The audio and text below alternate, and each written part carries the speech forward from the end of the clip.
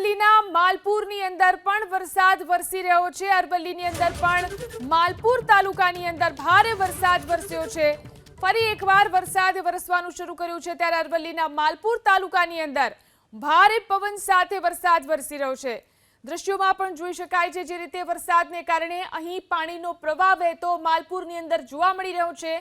ધોધમાર વરસાદને કારણે રસ્તા પરથી આ રીતે પાણી વહેતા થયા છે। કેટલાક વિસ્તારોની અંદર ઘૂંટણ સમા પાણી પણ ભરાઈ ચૂક્યા છે। અરવલ્લીના માલપુર તાલુકાની અંદર જે રીતે વરસાદ વરસ્યો, ભારે પવન સાથે અહીં વરસાદ વરસ્યો છે। વધુ જાણકારી મેળવી અમારા સંવાદદાતા દેવાંગ ચૌધરી ફોન લાઈનથી જોડાયા છે।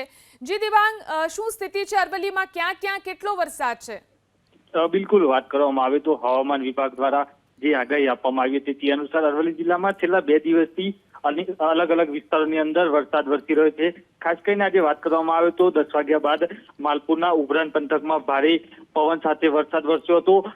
1 કલાકની અંદર 3 ઇંચથી પણ વધુ વરસાદ પડતા ગામની અંદર જે બજારો છે તે નદીઓમાં સમેટાયા હતા।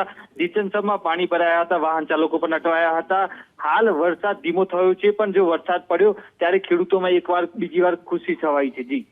જી આભાર દેવાંગ, તમામ જાણકારી આપવા માટે। તો માલપુર તાલુકાની અંદર ભારે પવન સાથે વરસાદ વરસ્યો છે। ઉભરાણ અને આસપાસના પંથકમાં વરસાદ છે।